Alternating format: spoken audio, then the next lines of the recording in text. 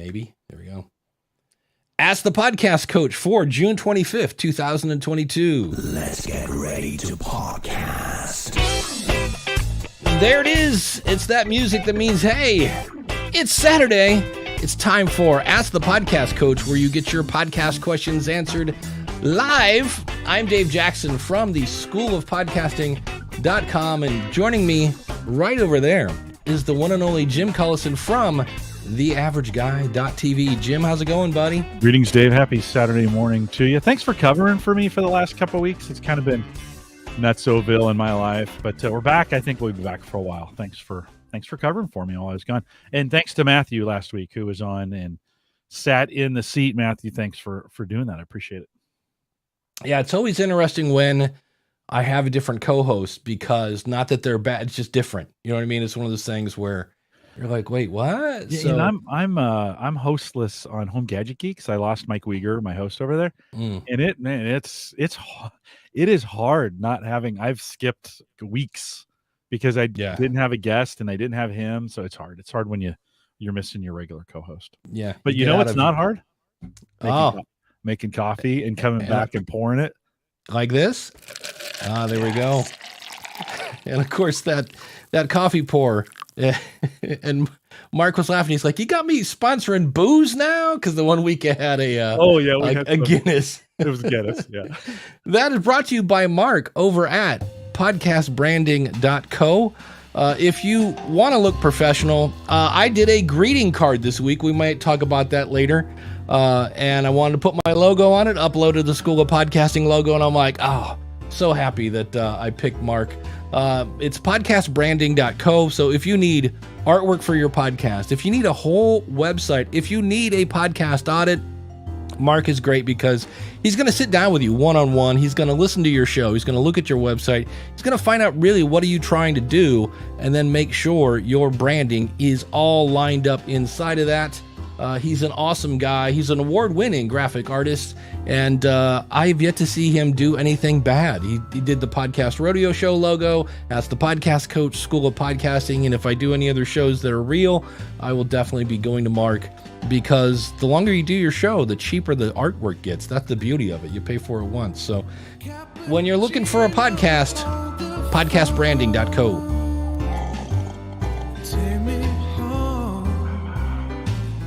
And I realized I said when you're looking for a podcast, that doesn't make any sense. When you're looking for podcast artwork, podcastbranding.co. So that's all good. I think they know what they need. Big thanks to Dan Lefebvre over there, Based on a True Story podcast at basedonatruestorypodcast.com.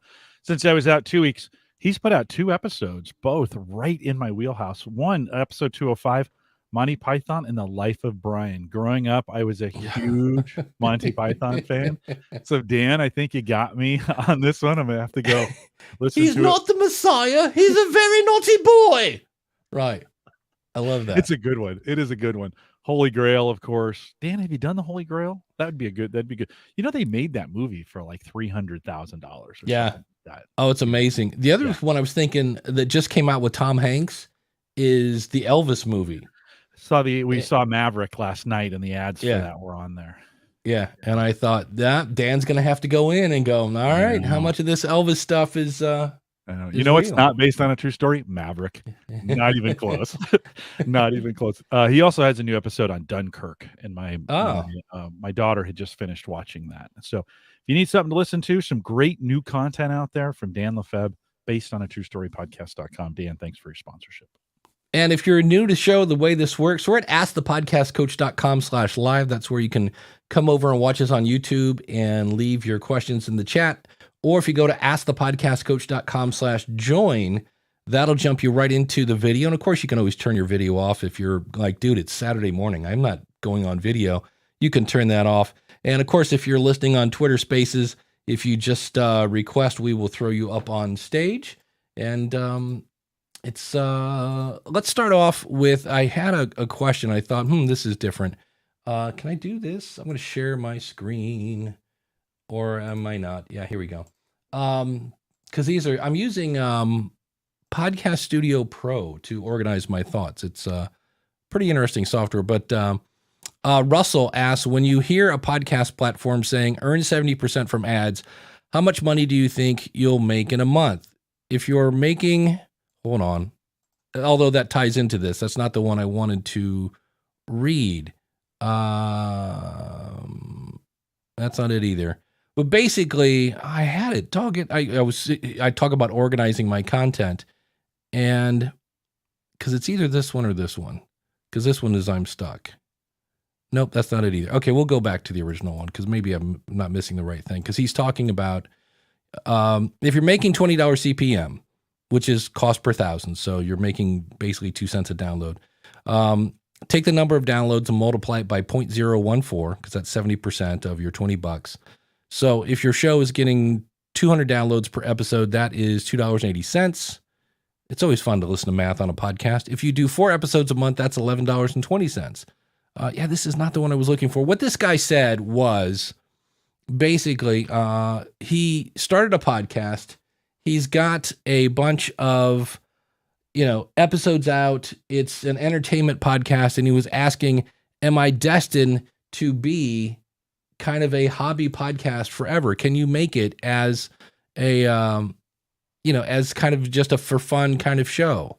And I'm really kind of mad. I had that ready to go and I cannot find it anywhere. But anyway, so Jim, that's the question. Can you, I think I'm going to be I'm destined to be a hobby podcaster because I'm having fun with my podcast, but doggone it, I'm not making any money at it. Yeah, not with that attitude, you can't. Yeah. No, just kidding. Can you? Sure. I mean, there's people that do. And I think it kind of comes down to how hard are you willing to work for it and how well do you think your content, suits the audience that's out there. If you have some, okay, if you're in a niche and it's a small audience, CPM is probably not the best way to go, right? You need sponsorship at that point. Like you need to get sponsors. I knew I had it. He says, my podcast is based on retro 70s and 90s, and we have limited it to movies or things revolving around movies. What's it wrong offers with the 80s? not. Why are they discriminating against the 80s? Exactly. Come on. You got something against John Cusack? What's the problem? It offers nothing other than just maybe a fun listen, depending on your likes, and it's something that I can carry on for a while.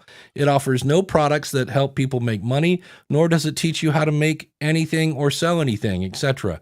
So the problem you're solving is boredom, because if you want to make money, you got to solve a problem.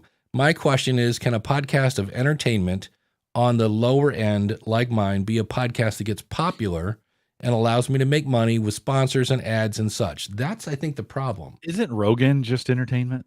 It's funny. It's funny you say that. I am pretty much just always going to be a podcast that was good for a few laughs and was a hobby. Joe Rogan, I am not, but we feel like we have fun when we do it. So 70s, 90s movies, that's a tough one. Yeah, that's pretty nichey, and you've got to be really entertaining if you're going to make something like that make money, right? I mean, you got to get people, create that relationship with them, and then hold them. Yeah. And so it really comes down to how entertaining are you, and how good of a marketer are you? It's last weekend was my mom's funeral, and I was spending time with my family, and we were talking about some bourbon, and my brother said, if that's not the biggest, we were talking about a certain kind of bourbon, and he said to me, if that's not the biggest marketing gimmick I have ever seen, there was the way they make it, it's special. Oh yeah. And he was like, dude, seriously, that's the biggest marketing thing. But it's probably sold hundreds of thousands of bottles of this.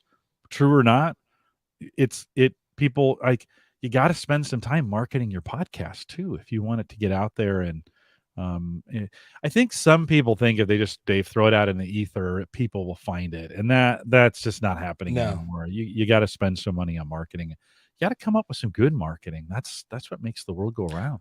Well, it's funny you say that because, first of all, the other thing he says, we're just having fun. I'm like, maybe that's what you're getting paid in. Sometimes you get paid in fun. I mentioned somebody this show. I said, yes, we have a Patreon. And if I were to look at the amount of time I spend creating the show, and I mean, I spent an hour this morning looking for these things to talk about, I'm still making less than minimum wage. I'm like, I don't do it for the money. I do it because it's fun. I get instant feedback and things like that. But I did try Buzzsprout Ads. And they have a special right now where you pay $100 and you get 5,000 impressions, of which I used a trackable link and I got, I believe, 57 clicks, which is 1.14%. I did see where I didn't get any more downloads. I didn't get any more subscribers, and then I went back. I was like, well, that's kind of weird that I didn't get anything.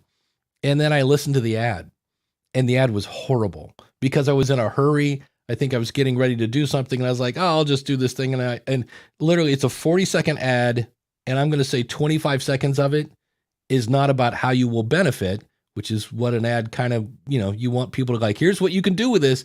And instead, what was it about? Me.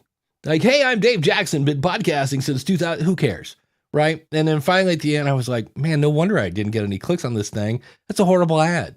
It's like, it should have been like, hey, are you trying to start a podcast or grow a podcast or whatever? And I mentioned that at the very end, but it was like, yeah, that was not a good ad. I'm like, so if I do that again, couple things, I'm going to start a spreadsheet and I'm going to go into Apple and Google and Spotify. For some reason, they have links to, because they're trying to provide a iOS link and an Android link. So they have a link to Apple Podcasts and a link to Spotify, which makes sense. That's 1 and 2 in terms of apps. I had a link to my website, which linked to my subscribe page, which is another thing that I need to fix because I have probably 10 different ways to subscribe to my show. When you hit that page, I'm like, nope, that's not good. But I want to track my progress. Like, how many subscribers did I have? Look at the download numbers maybe and things like that. But for the most part, it didn't do much, but it was an ad. And the other thing I will say, kudos to Buzzsprout. They made it ridiculously easy. Like you basically find your show. They find your show in, I think they're using the back end of Apple. And so when you do that, it automatically says, oh, the categories in your feed are, I think mine are business and marketing and then technology or something like that. So that's the categories we're going to boost your show in. That's where we're going to do that. And I can see it's interesting because the podcaster can choose to have my ad. I don't get to choose the podcast.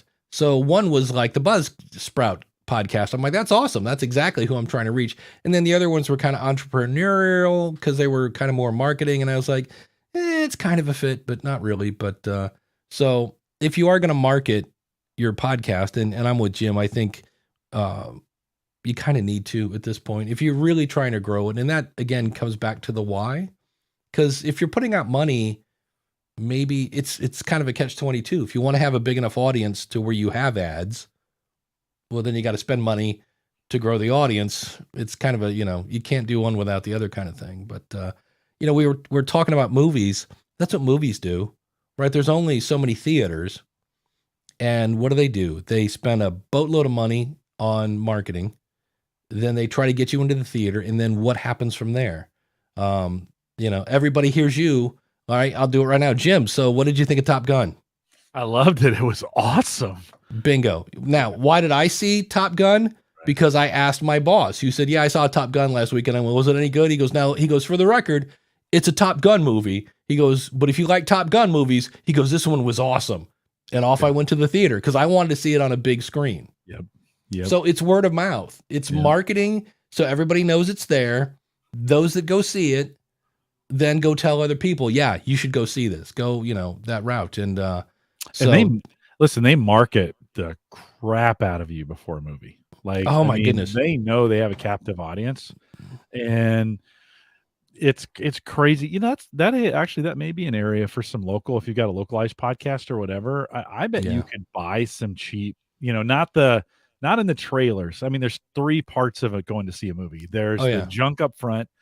Then there's 20 minutes of trailers, and then there's the actual movie, right? And so you're not going to get in those second 2, but in the first one, I think locally you might be able to buy a spot, create a spot right to the theater. In between Maria Menounos and some sort of did you get trivia quiz thing going on, right? She used to be on E. I was like, I wonder what happened to Maria Menounos. But yeah, because I remember seeing a big slide. It's like your business here, and I was like, that would be interesting. No, it would be a good way. I think if again the content, but getting in front of You know, of do you people. have a sticker on your car that has your podcast website on it? Like, have you done some marketing kind of based on it? You know, if you started any company, you know, say you were going to create a dog, you know, poop pickup service, right? Because those are, You and said so dog. I thought I would I hit know it. you So. got to do it. Yeah, you got to do it. It was a good one, good timing. And if you don't ever advertise it, no one's gonna know you. It doesn't matter how good you are and how much, you know, what kind of machinery you have and what kind of, you know, what kind of a mixer you've bought for it. You've got to Yeah. advertise the thing. So get out there. Yeah. Whether that's on, you know, somebody was asking about Google ads, which aren't called Google ads. What was that called? Maybe it is just Google ads. I think it is Google Ads. Yeah. It used to be AdSense. Yeah. Something. Yeah. And, but I mean, there are other ways. You can go into Facebook groups if they allow you to somehow kind of pimp your show. There are, by the way, Facebook groups that are simply, hey, come in here and throw a link at us, which were interesting when I walked into. I was like, wow, this is just, you know, and you scroll down and if you see anyone that you like or whatever, but I was like, So, DR says that Maria has a weekly show on Roku. Tell us what to watch for the week. Interesting. Oh, Maria Menounos. Yes, of course. So, you know, there are other ways to advertise. I know, anytime, like last night I was out riding my bike, so I put on a School of Podcasting t-shirt just because you never know. And here's a good point. I had somebody that's going to hire me. They're just waiting for everybody. Like all the worker bees are like, yeah, we're hiring Dave. They're waiting for the queen bee to sign off on hiring Dave. But they met me at the NRB show. And I was like, huh. So I went back. That was 4 months ago. Mm-hmm. So you never know when you, like, I'm sitting there going, I didn't get any traction from that, really. Yeah, okay. I'm looking 4 days after the campaign was over. It might be that somebody, you know, 4 months now goes, yeah, I heard an ad on something about something. And, you know, so, yeah. Here's Kyle asked a great question. Do you remember anything during trailers or before the movie? Yeah, sometimes I do. I remember Maria Menounos because I was like, hey, I remember her. Obviously, that came up, you know. But here's the thing. She was interviewing another actress who wrote a book. And I couldn't tell you the actress's name or her book. I just remember it was an autobiography. And that was it. So, yeah. I wonder how much those things are. Like, I think it just kind of depends. I mean, if they're desperate, if it's desperate times and it's cheap, why wouldn't you throw a little bit of money at it? If you're trying to grow it, you know, why wouldn't you? Yeah. Ross has some ideas for the person that's doing the entertainment podcast. If it's entertaining podcast content, post video clips on social, do Instagram reels and short-term forward. Are you using TikTok at all, Jim, for anything you're doing? Somebody asked me about TikTok yesterday and I said, I still have a little bit of tinfoil hat left on my head about China and TikTok. It's fine. And I go, but I am seeing a lot of TikTok now as whatever they're calling them, reels, maybe, I guess, from Instagram and Facebook. Mm-hmm. So I am getting sucked into the Instagram. I mean, I wasted probably 25 minutes last night before bed going, yeah, that was dumb. Yeah, that was. And what gets me is there are people that are taking serious, like they've got serious gear and cameras and stuff. And all they're doing is lip syncing somebody's like comedy album. Mm-hmm. And I'm like, and on the other hand, when I was at Podfest, I walked into a TikTok. Like I was like, hey, let's walk outside. And there was this big fire pit and somebody had their camera there and there's like 5 women and they're all like, oh, you want to be in this? It's the dance. You do this and then stomp and then turn and we'll all do. Yeah, exactly. And so we're like, okay. And they were having a blast. So maybe it's a thing like, what are we doing tonight? Oh, we're having a TikTok party. We're all going to come around and, you know, Vogue or something. Exactly. I don't know. My daughter can do the Vogue. Yeah, well, I mean, and if you're like any of those platforms, it's going to take some commitment. Anybody who's big on TikTok didn't become an overnight success. They spent a little bit of time putting videos out, and it takes an enormous amount of time to get all those put together and produce them and some of those other kinds of things. And, you know, even the viral ones, like in those spaces, their viralness, whatever, lasts, the effect lasts about as long as the video itself. So Exactly. you got to kind of be, set your expectations. I'm not saying Yeah. don't do it. I don't want to be the old guy who says get off my lawn, but listen, if you can do it, do it. It could Yeah. it could do some. The worst thing you can do in advertising is nothing. That's the Yeah. worst thing you can do. Like, even sometimes a bad ad is better than no ad at all. So Because you learn something. yeah, right on. Yeah. Right on. Stefan asked a great question. Is my target audience on TikTok? And I'm like, oh, that's a really good question. So I was like, holy cow. I don't think so. Maybe not. DR says, yeah, that is your target, because maybe my audience isn't. It depends, I guess, on who I'm going after. Well, and she also says her brother has 400,000 and he's a fisherman. So I'd ask the question, and I don't know the answer. 400,000 TikTok subscribers versus 400,000 YouTube subscribers, which is more profitable? Like, because TikTok is a platform, it makes it super easy to subscribe, right? But I don't know if that subscription, and I don't know. I'm not saying that in doubt. I'm saying I don't know. I don't know the strength of a subscription on TikTok versus the strength of a subscription on YouTube. I know on YouTube that subscription is legit. Like, if you ask any YouTuber, like, what are we trying to do here? Well, they're trying to get YouTube subscribers. That's the key. You get likes, so you get subscribes, right? So everybody says like and subscribe, right? And so there's some YouTubers making some pretty good bank. 400,000 subscribers on YouTube with a weekly or a twice weekly YouTube video with ads turned on. That's pretty good. I wonder if it's the same on TikTok. I just don't know. Yeah. Well, Dan brings up, speaking of based on a true story podcast.com, Dan says, how do you know if your target audience is on there if you don't try? Which goes back to Jim's point of the worst thing you can do is nothing. Because if I do that, right, I tried a Buzzsprout ad with a bad ad, and I was like, what did I learn from that, right? Why that cost me $100 to go, hey, maybe next time spend more than 18 seconds on creating the ad. Maybe let somebody else hear the ad and go, hey, would this make you want to go find out more about this stuff? Because I didn't. I was like, oh, I know, I'll just do this and grab the ladies singing Dave Jackson. And I went, hey, it's Dave Jackson, me. Oh, and by the way, here's what the show's about. And I was like, yeah, that was really bad. So, and then Craig says, maybe there's a new audience for me on TikTok. Only one way to find out, right? That's, yeah. But listen, for every one person who's successful, there's 100,000 who are trying. So, set your expectations accordingly. I'm not trying to slow you down. Just get out there and get some stuff done. But we now have, now that you've said that, now that you've turned into Jim Cullison Dream Crusher, we have sad trombone. I know. But she says that her brother's his quit his job. Yeah. An investor contacted him and made him the spokesperson of Bait and Tackle Store, which sounds like he has a job. You know what I mean?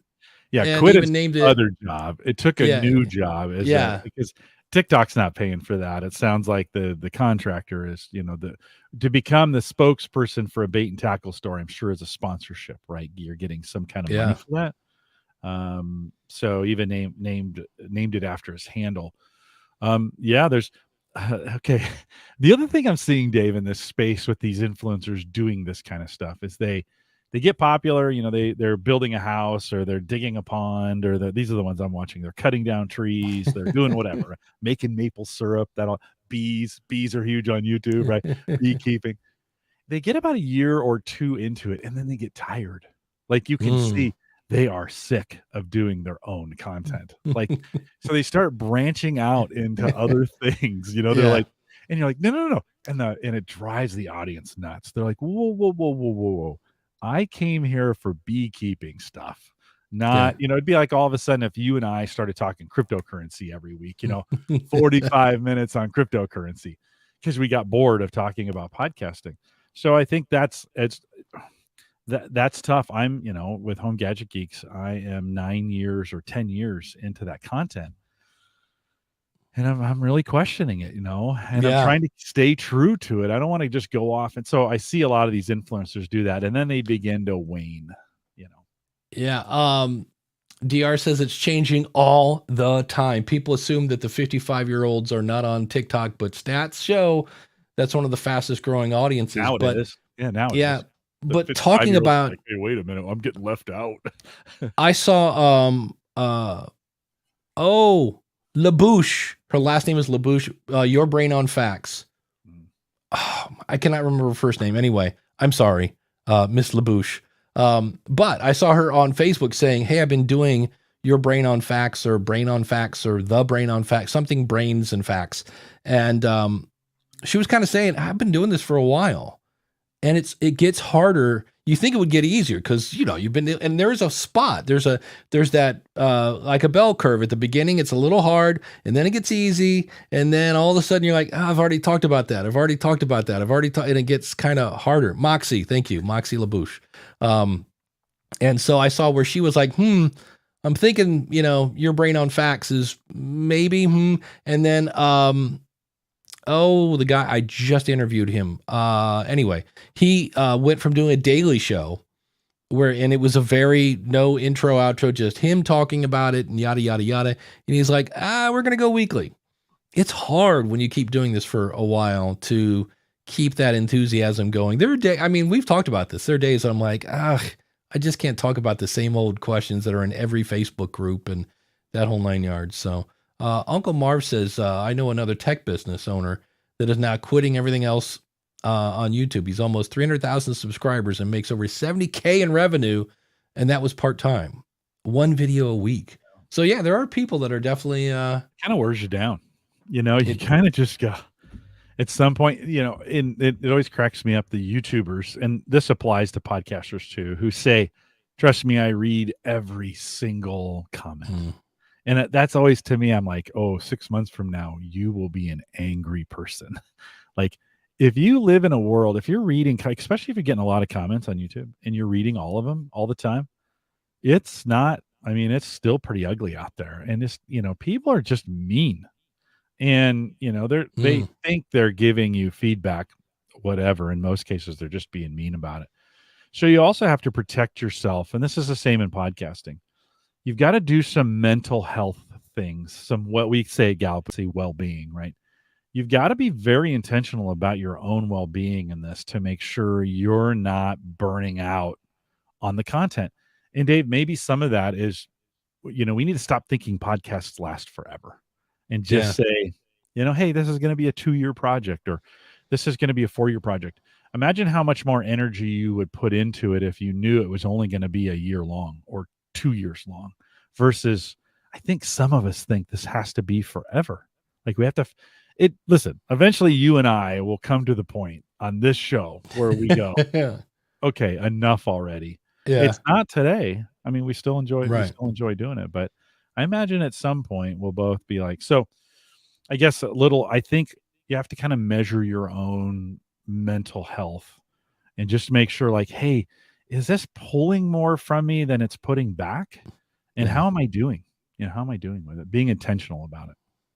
Yeah, absolutely. And it always comes back to knowing your why, because that's where, I think I said on an episode before that, my numbers took like a 2% dip in February, but my membership site numbers went up. And I was happy as a clam, but my numbers technically went down. If you know what your why is, then you can kind of quit obsessing over stats if you're not trying to get advertisers and, this and that. So it's all kind of interesting. But that's when I did my original show was for musicians. I did that thing for 10 years and the music industry had completely changed. I wasn't in a band anymore. I was struggling big time to find any kind of thing that excited me. That was the problem. I wasn't excited about any of the content anymore. And I just went and I just quit. I did the if somebody wants to know what a pod fade looks like, go look at the Musician's Cooler or whatever it is, the marketing musician. Cause I just was like, I don't want to do this anymore. And I just quit. I just was like, all right, enough of that. Let's go do something else. So yeah, I think know the limits on it. Don't go out angry. Go out on top. If you are gonna go out when it's the best. Be like, hey, this is awesome. I love this. Now is the time to leave. Don't wait for it to get grindy, and be those little pebbles underneath the glacier, as it's just worn you out. So I think Dave, it's about every 6 months. Just a good idea to ask yourself, how am I feeling mentally about this? I'm going to play with a new toy. I have the Rodecaster Pro 2. Haven't heard. And I now just pressed a button that said fade in music when I hit the button. So I'm going to hit this button, and it's fading in the music. See, this is where it gets tricky. I hit the music button, nothing happened. Now I have to hit the fade button again. There it is. And here comes the music, because it's that time to thank our awesome supporters. Now what's fun is, even though the music's still there, I can still do the... you can't hear the little doggy bark. We'll do that at the end. How about, just a coffee pour? Oh, we can do a coffee pour, yeah. See, but I have no... it's buried. The music's too loud. Yeah, we'll do it at the end. Yeah, but if you want to be an awesome supporter, go to askthepodcastcoach.com/support, and you can be like awesome people like James over at the Dog Podcast Network. If you have a little four-legged friend, I actually seriously considered getting a dog this week, just because I forget what TV show I was watching, and the dog jumped up on his lap, and I was like, I kind of miss having a dog on my lap. And if I did, you know what I would be listening to when I walked the little guy around the block? That would be the Dog Podcast Network. You can find it at Dog Podcast Network. They have short shows, they have long shows. Everything over there is all about your dog. Check it out at dogpodcastnetwork.com. And Ask the Podcast Coach runs on Podpage. The last time I made a website with Podpage, it took me 10 minutes. That is not a lie. It was super easy and fun. If you need more Jim Cullison, because maybe he took a week off or something, it's easy. TheAverageGuy.tv. Check out Home Gadget Geeks. And if you're thinking of starting a podcast, well, when you think podcasting, think School of Podcasting. And again, if you'd like to be an awesome supporter, go over to askthepodcastcoach.com/support. Now, the fun thing is, when I hit the little fade button again now, in theory, it fades it out. But here's the bad thing about that button. Notice how we can't hear Jim. Jim, go ahead and say anything you want. Can you say, and I'm like going, hey, like what? His fader's up, and I start to panic, and I'm like, what? And I could play things on my computer because I told it to fade everything out but me. So now when I hit the fade button again, now the music comes back up. Yeah. How about now? Can you hear me now? Yeah. So it's kind of weird. So yes, were you thirsty, my friend? I was thirsty. Can you support me? I can do that. So we're pretty good at this. We are. And again, thanks to James over at the Dog Podcast Network. So that's that background music, Dave. Like, did you do that last week? Because this is the first time I've heard. No. This is the first week for it? Yeah, it's some music, and I got it on a loop, and I was like, oh, that's cool. But that's when I found out the hard way that it's cool that you push a button, it fades in your music. You hit the button again, it fades it out, but it fades everything out. I've told it, fade out everything except me. And so the first time I did this, I was like, wait, what? And I went into multiple rabbit holes troubleshooting the Rodecaster Pro. And then it dawned on me, hit that button. And then the second thing I did was I bought the plastic cover for this, because for whatever reason, I have a really good skill at taking off my headphones and hitting that stupid fade button. So I'm actually going to take the fade button off the, it's a cool feature, but I can move a slider. You're going to take like a butter knife and like pop it off? No. You can, yeah, but it does have all the fun stuff that you need. I can now sound like this and this, and I can do. Oh, now I'm on the phone. Oh, Howard, what are you doing? This is how most podcasters sound. Or I shouldn't say most, but this is the Zoom phone. Oh, call. Yeah. And then of course you've got this one, which is complete. Whoa, I'm a monster. And then now I'm a robot. And if I want to be, if we do this, I can be a robot. It's the 80s. All right, everybody get on the dance floor. Yeah, dance your booty. How do I turn the music off? All right, that's, and then, now I can also do, that was pretty stupid if I do say so. I mean, that sounded like, so we've got that button, and then I've got this. Now, let me go back to this. This is, let's find some, we'll put that music on, and now, as it comes up, once the music actually starts, come on, enough of the hi-hat. Everybody on the, I have a ducking button, so in theory, if this music is too loud, I can hit this button, and see how it kind of ever so slight little ducking button. So some of the fun stuff on the Rodecaster. That's a TikTok. That's TikTokable right there. That little bit where you were the robot. That's I am the robot. Yeah, that's but that segment, you should cut that because it was hilarious. You should cut. You were dancing. How do I stop this? How do I... Everybody get on the dance floor. Yeah. So that's fun. That needs to go to TikTok. You got to cut that. You'll be famous on TikTok. So if you're wondering what can I do on the Rodecaster Pro 2, you know, I can, if I wanted to, let's find out, Jim. If no, because you're not coming in through one of the mics. So I thought I could turn you into a robot. I don't think if you talk now. No, same thing you're hearing. Yeah. Yeah. So, that'd be cool. Now for the, yeah. So yeah. Welcome to Robot Hour with, you know, Shazbot and, you know, I like that. It's a little Twiggy. Dun, dun, dun. Yeah. It's pretty good. No. Yeah, see, and Kyle is saying if I do this right now, I could be Binky the Whiz, man. Okay. Yeah. All right. And that's literally when you get this thing and you fire it up, you spend 20 minutes just going, wait, I could do this now. It's like, you can't help yourself. Yeah. So, and of course, a lot easier to do that than the actual voice, though. That would save your voice. Yeah, it would save the voice. Yeah, that's absolutely. So yeah, you could do that. You could do your own show and do that whole 9 yards. And there's a bunch of reverb, which is always really helpful, and echo and all this other fun-filled hoo-ha that I'm just not playing with right now. So, but it's what's fun. Retail on those? $6.99? Is that $6.99? $50 for the piece of plastic. $8 for the cable that's going to plug this in. Right now I'm running this on Bluetooth.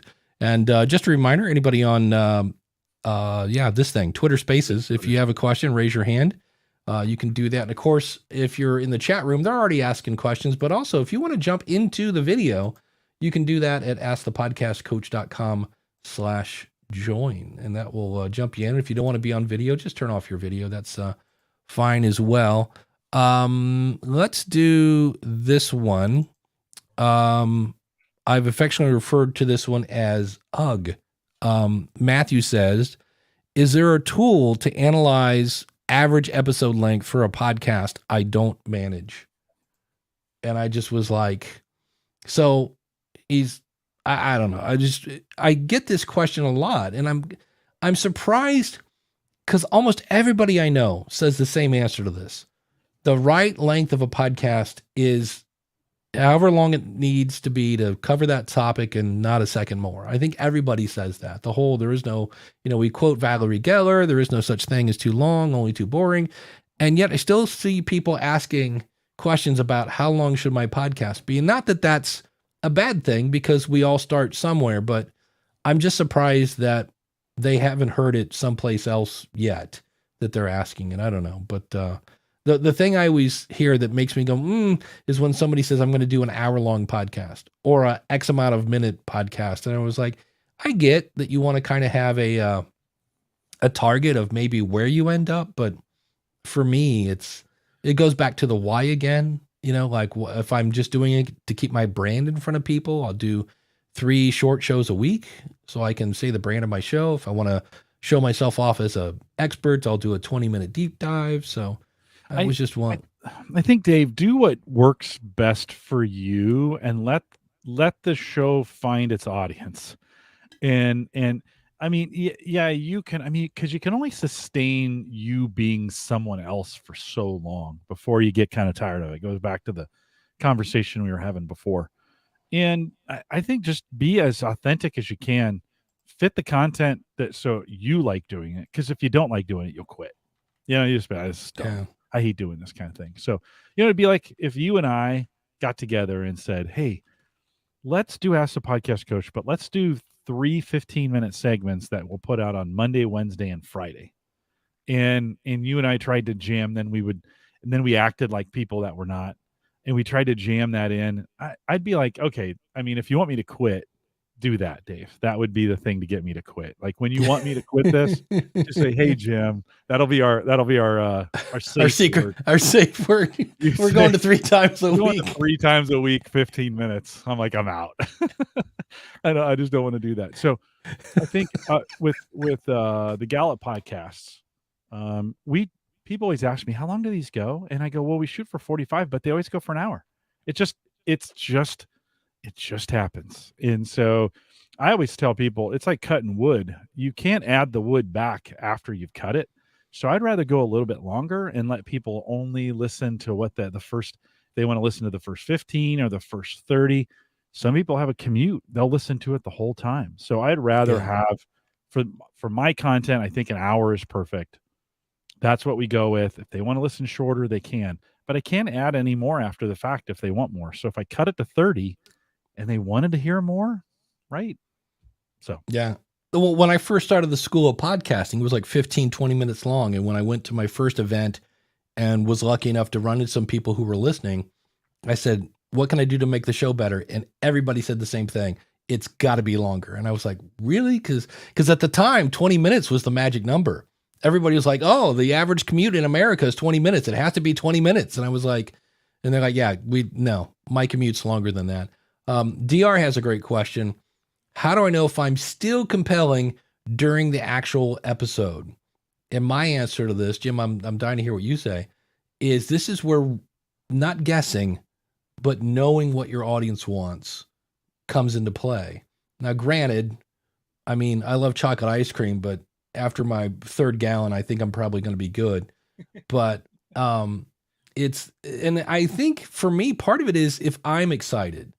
I am in a weird way, I am my own target audience. Because if it doesn't interest me, it's going to come across. I don't know. What do you think, Jim? How do you know if you're still compelling at the 18-minute mark? You don't. Yeah, I don't think you know. This is the crazy thing. I've had people give me feedback where I thought I was flat, and they were like, that's the best thing I've ever heard. And you're like, really? Like I was sick that day and I didn't feel good and I didn't have any content. And they're like, yeah, you changed my life. And then there's moments where we try, you're all fired up, and you've got some things planned out. And this is where I'm going to take the audience and this is where I'm going to do it. And they're all like, all right, whatever. So I think this goes back to being authentic, like to being true and authentic. Just do to your point, Dave, do what you want to do and let the chips fall. Don't always be so worried about what other people, if you're compelling or not, because you are. And sometimes you're not. You're not right. Compelling. There's times you're not. Get past it, right? You'll have some moments of brilliance and greatness. But if you don't do anything, you'll never have those. I guarantee it. Yeah. Andreas has a great question. And that reminds me, there's a Rodecaster 2 trick that it took me a second. The one thing if I had one thing about it is the buttons used to be kind of bigger on the screen. Like I can't read what any of my buttons read. And when it first comes up, it says tap the clock. Like I can see we're 43 minutes into this. Tap the clock to add a marker. And I had to stand on my head to be able to read that, to where I finally was like, oh, because they used to have a little flag you could put a marker. So if I remember, I put a marker so it's easy to tell when we switch from one topic to the next. And so that was another thing. Somebody asked me what was the learning curve like with the Rodecaster. It's really not that bad. And I don't do a thing with MIDI, like zero. I get what it does, and I can have it where I could switch OBS screens. I could connect a button. There's a big giant knob that you can use to control a bunch of stuff. And I could have it connect the fade in Logitech Pro or something. I'm like, that's great. I'm not doing that. So, it wasn't bad. Like I said, the biggest thing that bit me in the butt was that stupid fade button. And all of a sudden I came back and I had no sound anywhere. That was the biggest learning curve. So Andreas asked, do you guys like Podchaser? here's the thing. I don't dislike Podchaser. I use it when I'm researching a guest. Like I just interviewed Tamsin Webster. She's the person that wrote Find Your Red Thread. I've been waiting for months. Can I pat myself on the back if I go back and find my applause sound effect here? She actually said in the interview, "Oh, that's a good question." And I was like, yes, as an interviewer, that's what I'm looking for is, "Ooh, that's a good question." So when I was researching her, I went to Podchaser and I went to Listen Notes because I wanted to find where she'd been interviewed before. And so that's where I use it. Other than that, Jim, do you use Podchaser for anything? I do. Yeah, I like it a lot. The organization, you can create lists and there's great community around it. They have dumped a ton into marketing for this site, right? Because it's to their advantage to have as many people come out to the site as possible. So I don't think you shouldn't have it. Should you be there? Yes. Do you have to? No. But it's to go back all the way to the beginning of the show, if you're not using Podchaser as a marketing opportunity, why wouldn't you? Like you're missing. It's free for most. Tag yourself in it, tag your guests in it, create some community around it, create some lists, engage in some things, go out and get people to rate stuff. I mean, why not? Doesn't cost you anything. That's it. It's right? totally It's still free. Is it still free? Yeah. Okay. Still free. They have a thing where you can buy, and I'm not sure what they're selling, but I think they're selling their database or some sort of access to if I want to do some sort of reports or something like that. Because they got to charge money for something, that whole 9 yards. Thomas says, my preaching professor told me, preach to yourself. Isn't podcasting the same? Yeah, I guess in a way, right? Do it from your space of enjoyment, and some others are going to follow it, and some of them are not, and that's fine. And then Craig throws in here, isn't there some technique in the story arc theory where you re-engage the audience 2 or 3 times? Absolutely. I just watched The Umbrella Academy on Netflix, and I found this out. I'm not like Superman, Batman, Thor, all those guys, all the really good superheroes. They bore me because in the end, they always win.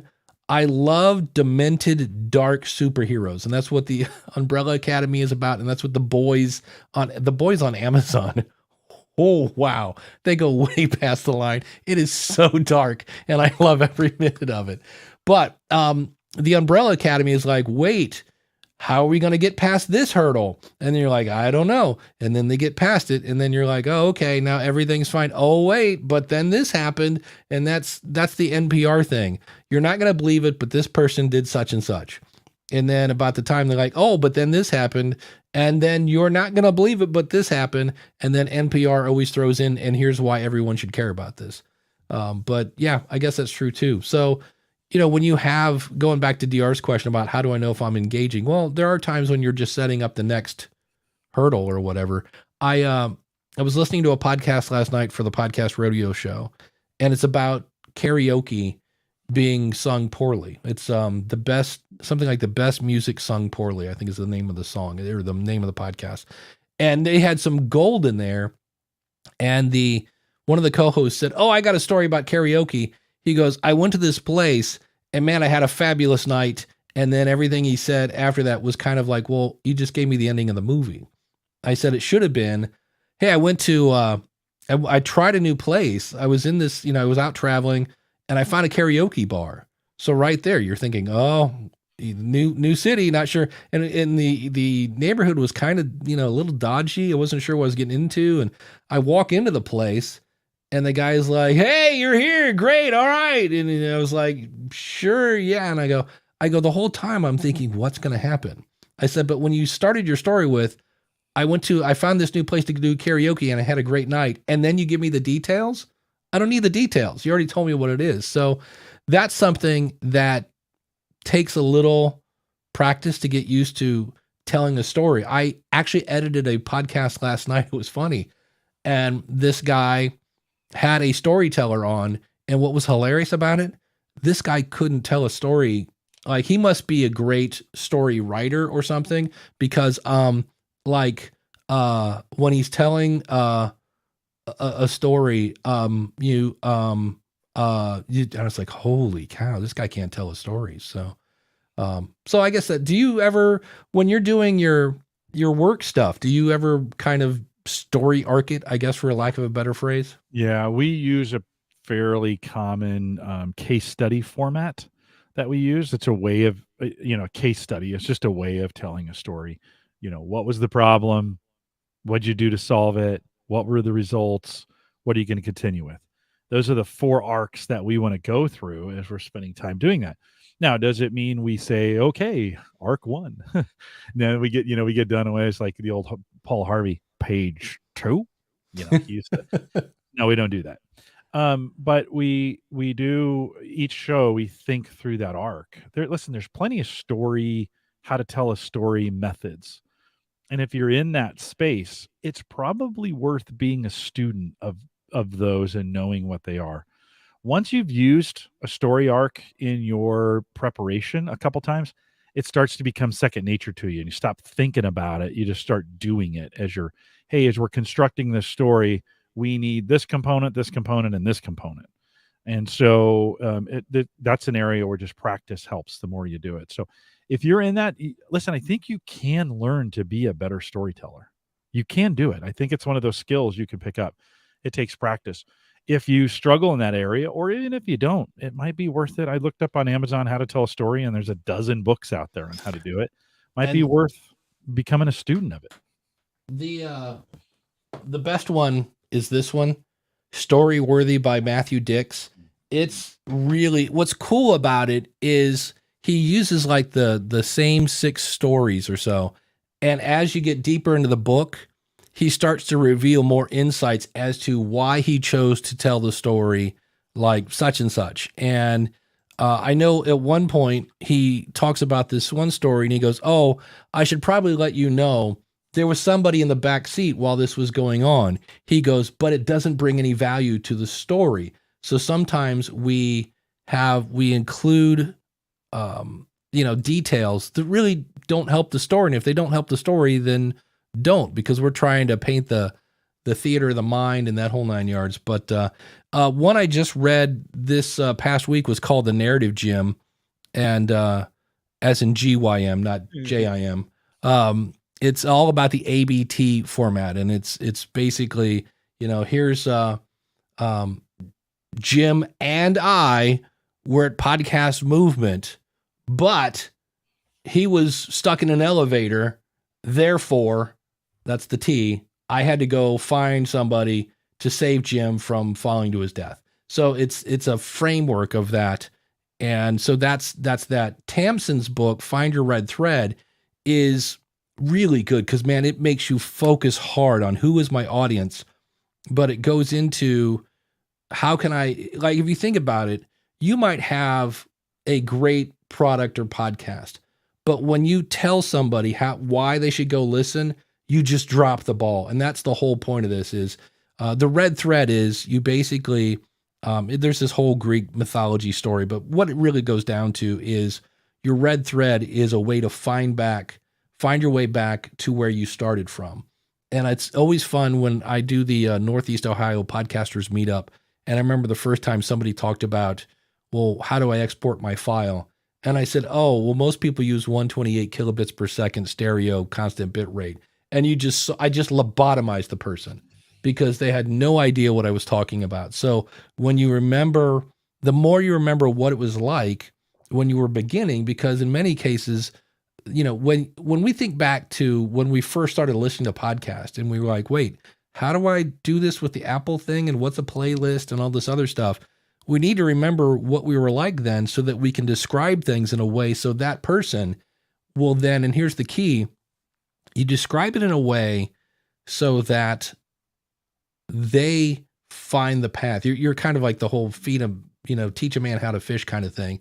And it dawned on me, what's great about it is when I started to read her book, and I'm kind of doing, because this is this week's School of Podcasting. Well, what's funny is she talks about if you describe things in a way that make it sound easy, and your target listener goes, oh yeah, I understand that. I could probably do that.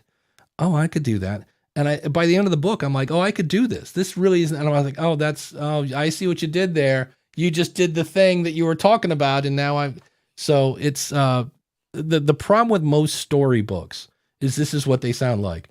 Stories are good. You should tell stories. Stories are, and I'm like, okay, great. But none of them are about how to tell the story. So Storyworthy is great. Find your red thread if you're trying to do a story and a strategy. And the one I just talked about, the narrative gym, I'll put a link here in the chat room, and it'll be in the show notes at askthepodcastcoach.com/396. It's pretty decent. It's all about, and then what's funny is, Jim, if you ever read a book and then you find out later there are 4 different versions of the same book, like remember Men Are From Mars and Women Are From Venus? Sure. And then later there was like Men Are From Mars, Women Are From Venus in the bedroom. And then it was Men Are From Mars, Women Are From Venus for teens. I think and Chicken Soup for Your Soul had had about 8,000 different variations of that. Yeah. They find a popular format and then they just keep like going back to the well. There's money in this. Yeah. So their narrative gym is now there's the narrative gym for business, the narrative gym for blah blah blah. So I just want to be the narrative gym now. That's what I want. That's it, ladies and gentlemen. The narrative gym. I like that. I'll start introducing you that way. Michael Delaney, who's an awesome supporter. Hey guys, when you have an opinion on something that you want to get out, instead of say, do you drop it down? I think he just mistyped it. Do you drop it down? So you have a new idea for a podcast, an idea. Do you drop it down an old podcast feed or create a new one?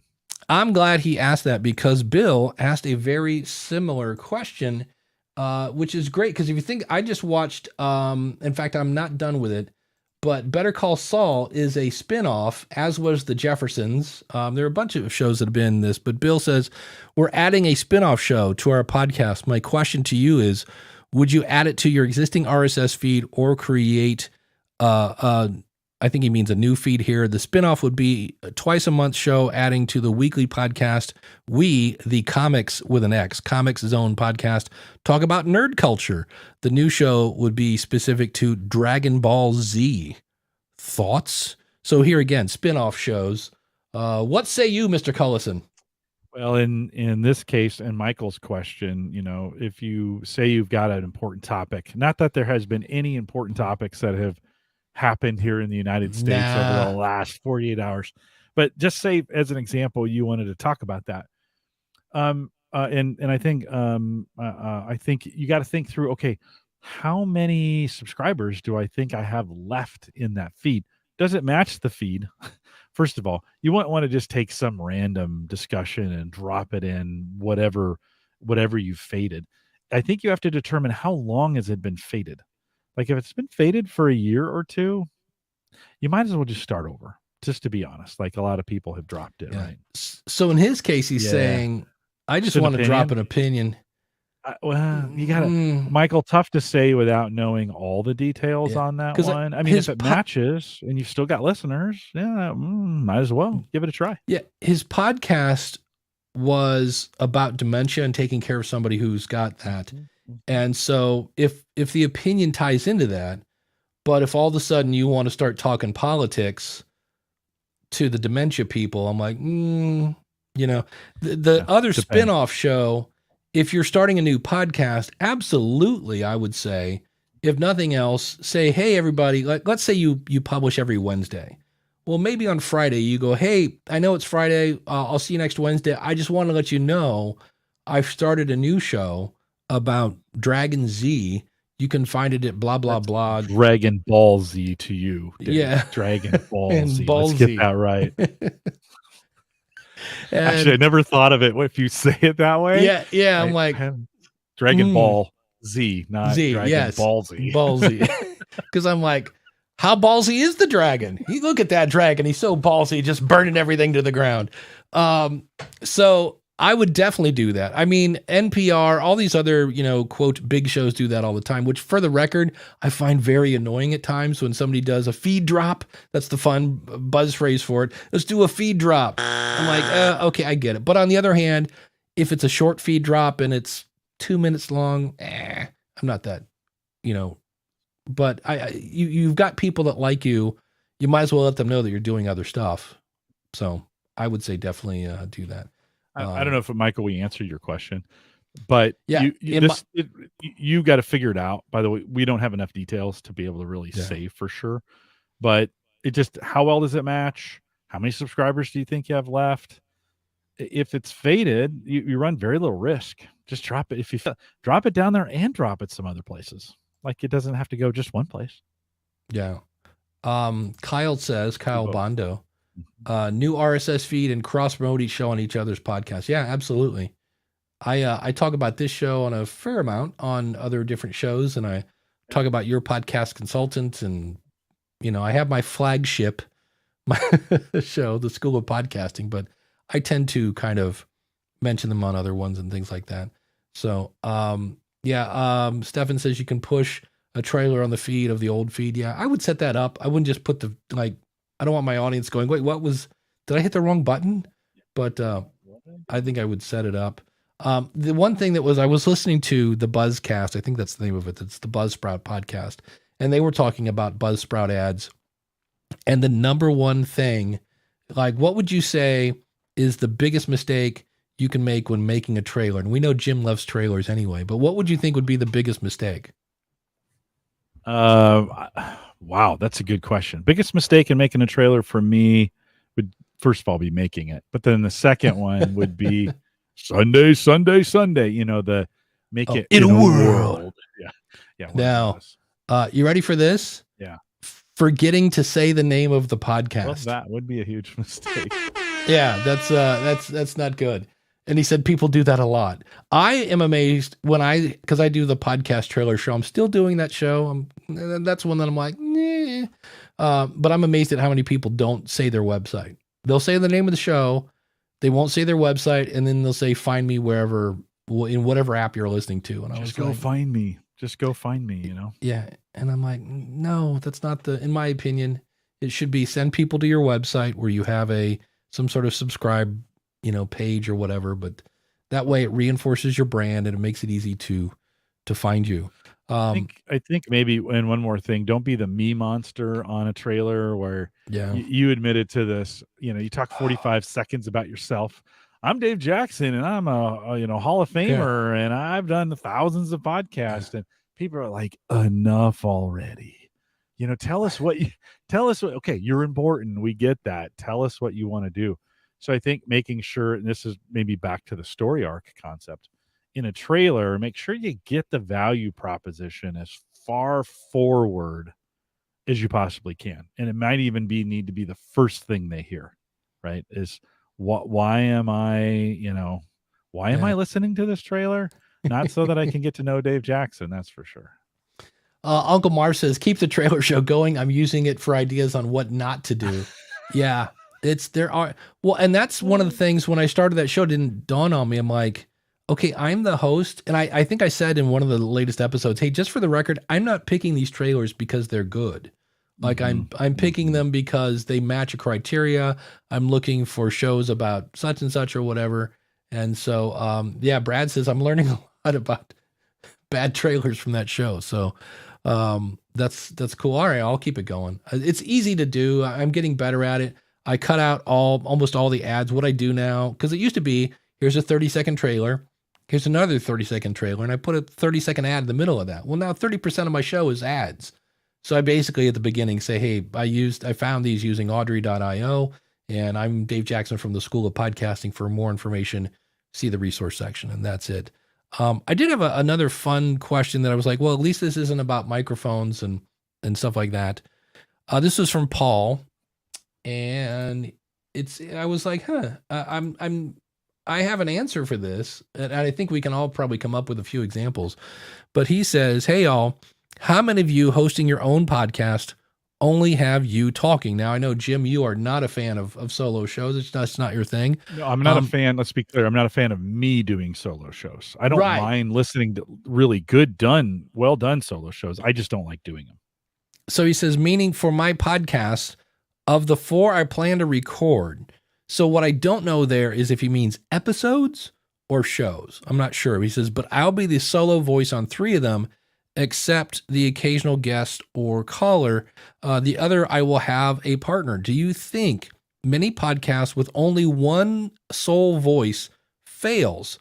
For further clarification, my format is going to be a 5-minute introductory monologue each episode, and then I plan to talk my thoughts on the subject hand and take live callers. Hope you have an audience, because that doesn't work unless you have one, to get their opinion and keep the conversation flowing throughout the cast, sort of like a late night radio show.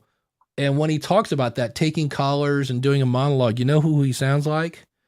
Dave Ramsey, who's a solo podcaster. I was like, there's a solo podcaster that has 1 billion downloads. But I thought it was interesting. Like, he was kind of saying solo shows fail. And I was like, I've never heard that. So All shows fail.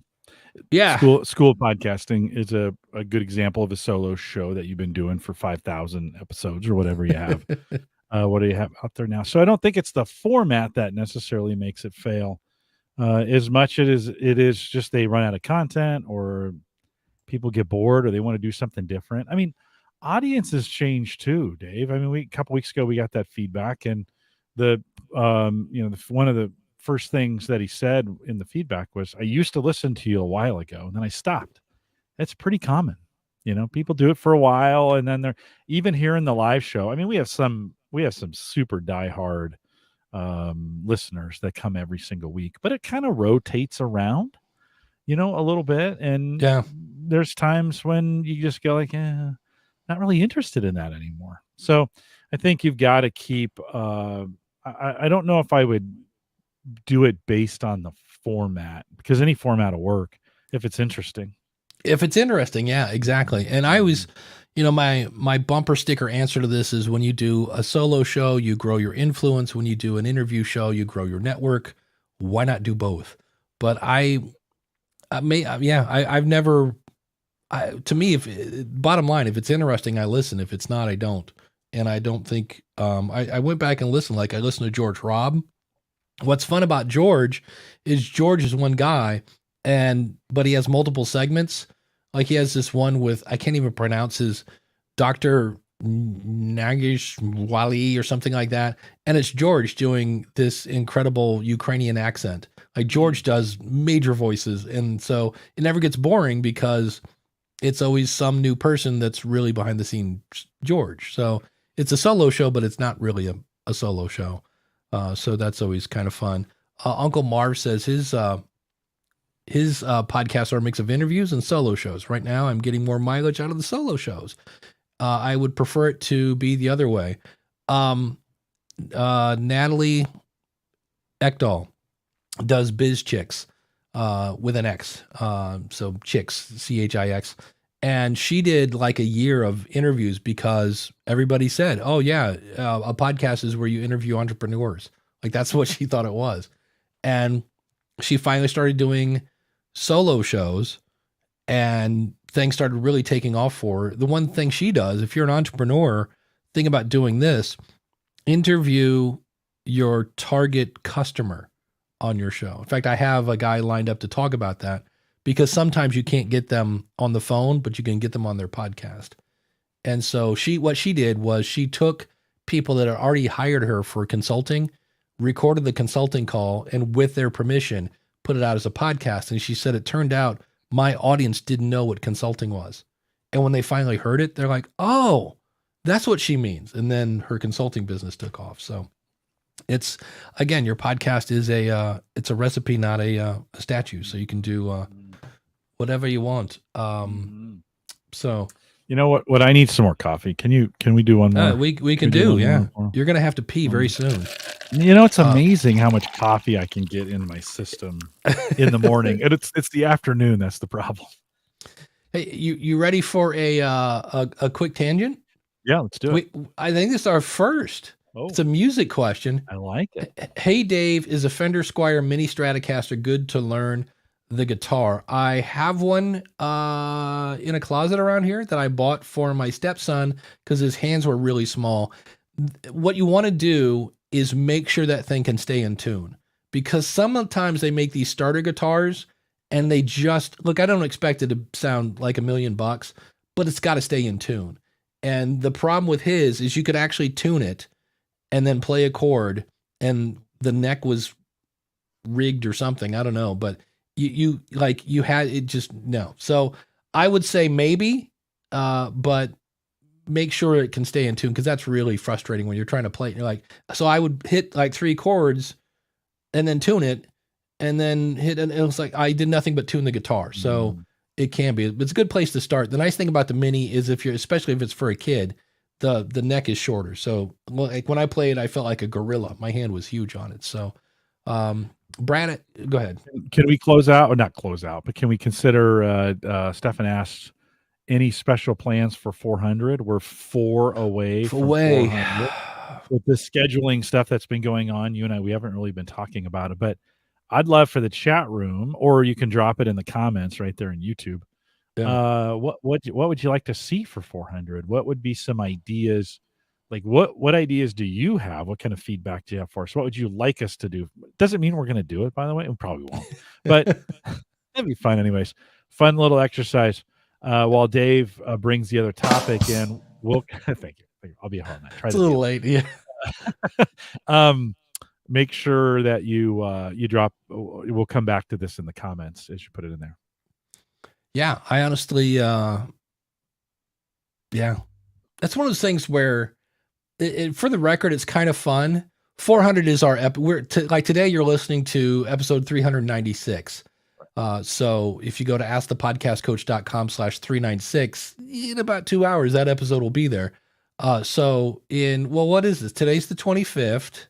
So assuming 4 weeks from now. So we're 4 weeks from now, end of July, the 20th, the 23rd, my brother's birthday. It'll be fun. Nice. So, if it wasn't for plane tickets being so expensive, everything's ridiculous. I'd come out to Nebraska and we could like broadcast from the barn. And Andre says, I could do it from the shed. Top of the best questions you've had so far. Could you realistically go back? Like if we thought about best questions, would if you think back, could you be able to pull any that this was a really good question? That would be a really hard, that'd be a hard one to get. I just don't remember the questions from week to week.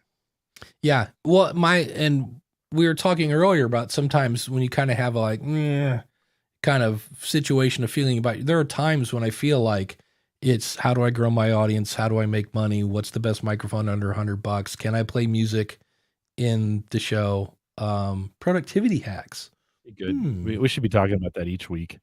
Kyle says live in the same location. Almost got that. I'm a day away from you. I could drive. I guess I could drive out for the weekend or something like that. We'll I like Chicago. This one. Chris, my coffee pimp, by the way. Chris always keeps sending me samples of coffee to try. So Chris, thanks for doing that. Binky and the Whiz introduces. Now I would like. That would be awesome if you recorded or did it live. Binky and the Whiz. They're two of my favorite guys. It's funny. I said something, I think it was like 2 or 3 episodes ago on the School of Podcasting. And I said, blah, blah, blah, Binky and the Whiz. And it dawned on me that was 400 and some episodes ago. And I'm like, if a brand new person was listening to the School of Podcasting, they're probably going, what's a Binky and the Whiz? I was like, I'm like, that was curse of knowledge right there, buddy. You did something that. So wait a minute. How many episodes do you have on School of Podcasting? 820 something. Yeah. And the Whiz did 400? 400. Yeah. Schoolofpodcasting.com/400 will get you to the ever popular Binky and the Whiz. I'm digging down here as we speak. Last week was 832. Wow. Why should I care about your podcast? Which was an interesting question. Gary says how to mark up long interviews and get them edited quickly. Talk about some. I have a pretty good editor at Gallup, and he pushes hard on the software, like on Otter and some of those things that we use. It may be an interesting topic. That's a great hack, because I interviewed on Stacking Benjamins. They call him OG. And I interviewed him, and his book doesn't come out till, I think, August. And I pulled it up because I was going to use it last week. I was like, oh, that's right. I'm supposed to wait to put this out when it's closer to the book. And in the process of listening to it, it's been a while since I did that interview. And I'm definitely running that through Otter so I can see because I know he's a doctor, and there's a fair amount there about his doctor like backstory, and I was like, probably gonna trim that a bit and things like that. That's really, I know we all love transcriptions and we want to use them for show. I use it for editing, especially if I'm looking for a pull quote or something like that. Or a lot of times, what it is I will hear, like last night, I'm driving around on my bike and I'm listening to the Podcasting 2.0 show. And I only remember because it was 111. It was an hour and 11 minutes in because I looked at my watch.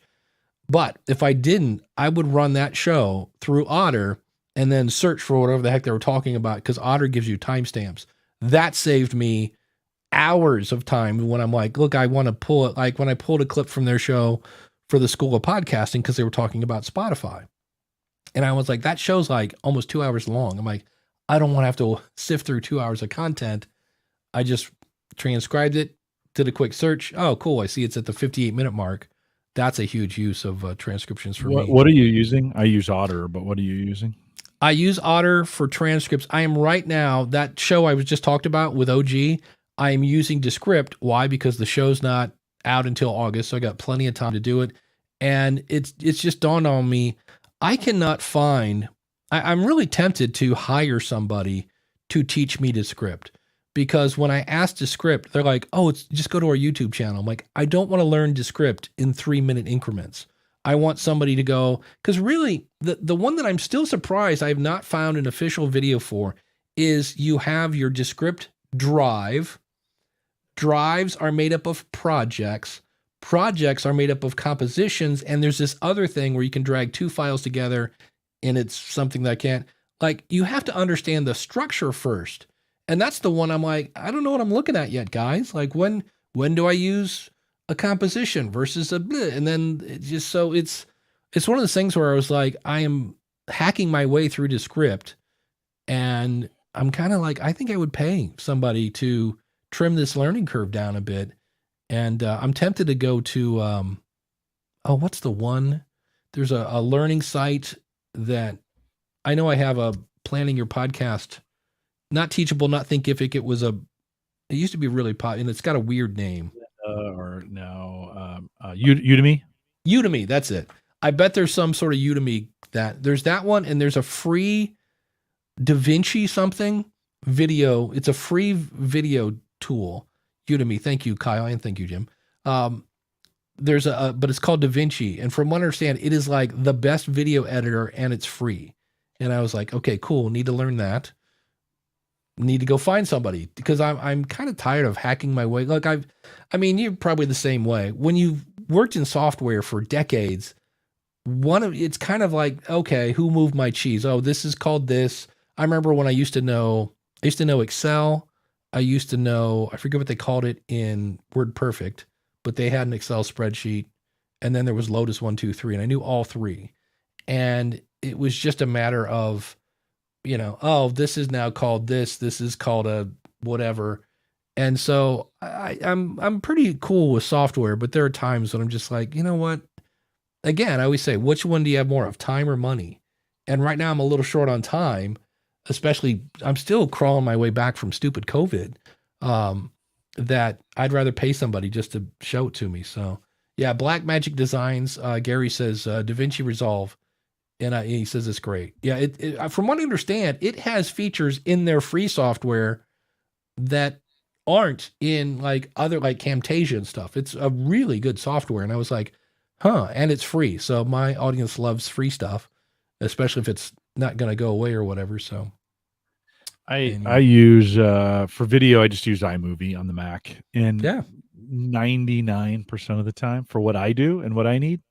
Simple. Now, this doesn't do transcriptions at the same time. We use Otter for that. And I don't do a ton of edits, but that's not true. My editor at Gallup does a ton of edits to Otter. We were having some trouble last week with them. It was literally, Otter's got some processes behind the scenes. You make some changes. It tries to learn from your changes. And then when you're done, it goes and processes, right? Well, it wasn't waiting. So he'd make some changes, and then it would start, it just take off, and it was changing things he had just changed, and it was causing all sorts of problems. Now you're going to they're going to recognize this tech support methodology. So he contacts them, is like, yeah, this isn't working right. And the first response was, we think it's you, right? Because that's always, must be something local, right? So he's like, no, I think check this. Then they were like, hold on a sec. Stop doing everything and hold on a sec. So then they contacted him back. Can you give us an hour or two? And then they got an email. Go ahead and try it again. Yeah, we pushed an update. Yeah, maybe it went from maybe it's you to it's definitely us. Stop doing what you're doing, right? But we use Otter in the process. You can listen to it. If you're doing video, that gets a lot harder because then you got to resync your edits to the video and some of those things. For basic for basic video editing, iMovie works just great for me. Well, and that's the key. I mean, because some people might go, iMovie, you need to use blah, blah. And I'm like, look, it does what I need it to do. 99% of the time. And when it doesn't, I just send it to this is going to sound pretty arrogant, but I just send it to my video editors at work. Right. Can you fix this? Because they have Audition and that's what they do it all day. So I just say, hey, can you edit this thing and make this thing, look right? But I think for most of us, those versions, apparently there's some new video software, editing software that's coming out on Windows 11. Now I wouldn't necessarily bank on that, but we used to have Movie Maker that was and I think when Windows 10 came along, they de-supported Movie Maker. There's a open source version of it if you still want to use it. This is for the Windows side of things, but I think Windows 11 has a new video editor coming. So that may be something for those too, who just need a basic editor and you're on Windows. That may be something. I don't think it's out just yet, but I think it's coming. Very cool. DR, again, just some things do this, some things do that. DR said, I was surprised that what I could not do in Descript, I was able to do in Canva in terms of video. Yeah, video is kind of a thing they added to it. It does video, but I think it's primarily an audio tool. But I know a member of the School of Podcasting was able to clip out some, catchphrases or whatever. And he said, he put a couple videos or pictures behind it. And he said it was pretty simple. So I think they all have their pros and cons. And so Clay is talking, I think he's still talking about our episode 400. I'm trying to go back through the chat here. I'm having former guests call in and leave voicemails with advice for younger generation. If it all works out, will be 30 or so 2-minute pieces of advice from industry. That sounds like, I know when I do the question of the month, it sounds like it should be simple. You just get stuff from people, which you do, but you get some people that are calling from the car.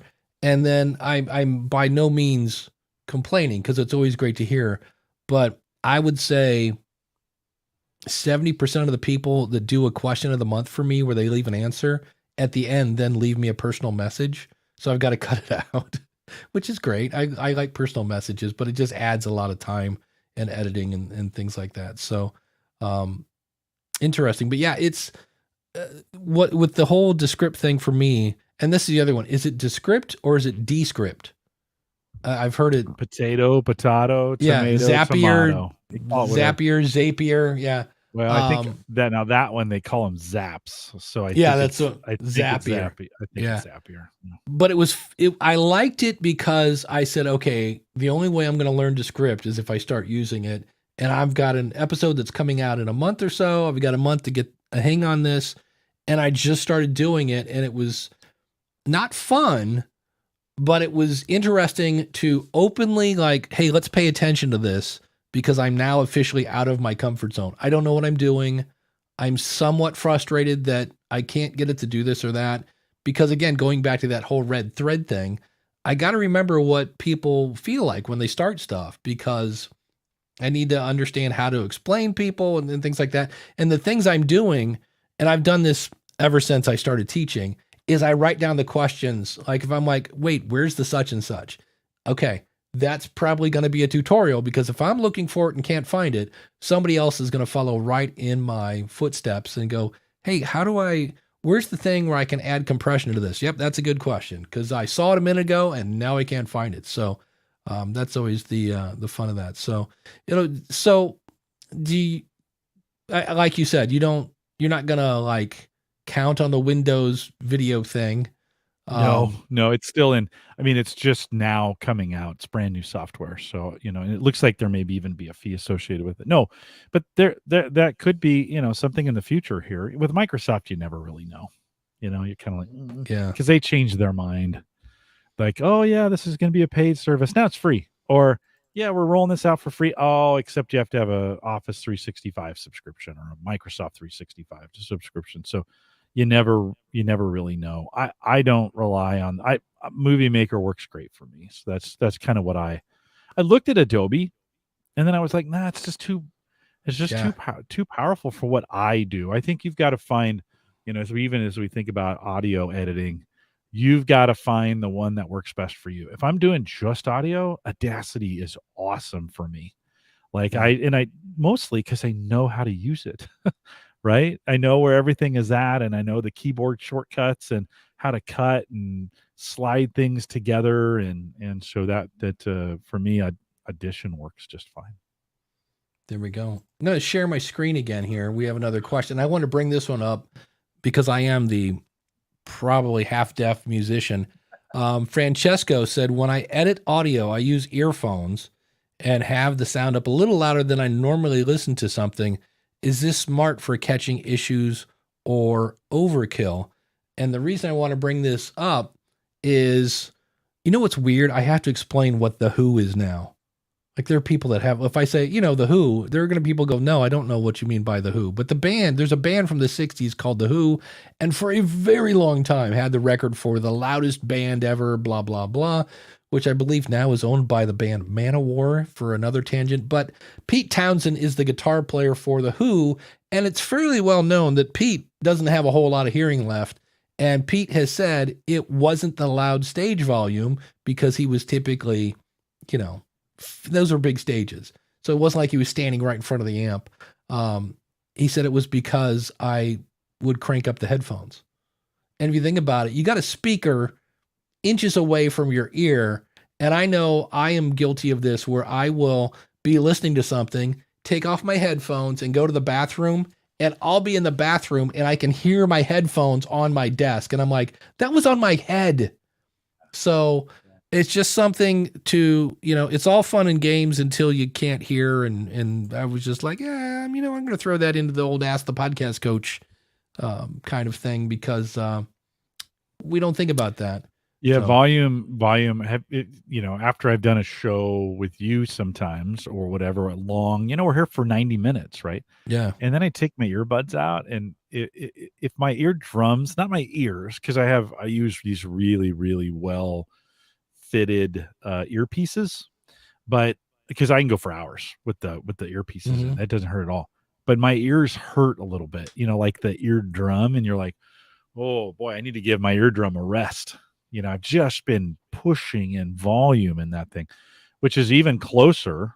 Like these are even closer than your headset is. So I think if you're wearing earbuds, you gotta just be gentle on those old eardrums, especially if you're old like you and me. Yeah, treat those things nice. Yeah, I'm doing. You got one pair. That's all you get. Speaking of one other really cool feature of the Rodecaster 2 that I love is if I were to, like right now, I'm the only microphone plugged in. And if I turned my channel down, I would hear you through my speakers. It's set up that the minute I put a fader up on a microphone, my monitors mute themselves. Because in the past, because I'm deaf, I've got everything up super loud. And then I would turn on my monitors and it'd just be like, this giant feedback loop. I love the fact now that when I basically turn off my microphone, the monitors come up. So I'm listening more through my speakers than my headphones. So that's just something I'm trying to do. Good idea. Good ear kind of hygiene. I know that sounds weird, but good ear hygiene, I think, is important. You've got a little tinnitus, right? And I have a lot of tinnitus. Yeah, mostly probably from bad hearing hygiene. put Oh, dude. loud music in front of your, it's like my military friends, and I was in, and I have a little bit of hearing loss from that as too. But you put yourself in these bad situations. Just be careful. Just be careful when with I was 16 and I started driving, if I bought a car, yet another hunk of junk, the first thing I did was bought a stereo with an amplifier on it with a graphic EQ on the front. And if it's too loud, you're too old. And now it's like, maybe that was too loud. It's just when saying. the car stereo was worth more than the whole car. Exactly. Yeah. Bingo. I got a 72 Dodge Dart, and then I've got like a $3,000 car stereo in the thing, and the Dart's worth $500. Yeah.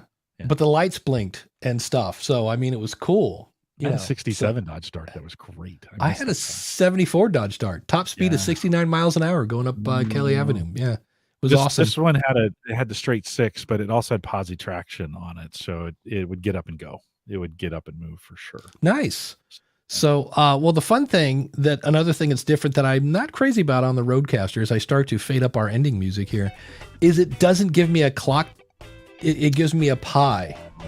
And I can see now we're about, one slither of a pie. And as it goes around, I will see. So I have to now figure out how much of a pie I need before I slide the music back up again. You should send them some feedback that says I'd rather have, or toggle between that and a clock or something like that. Yeah. Right?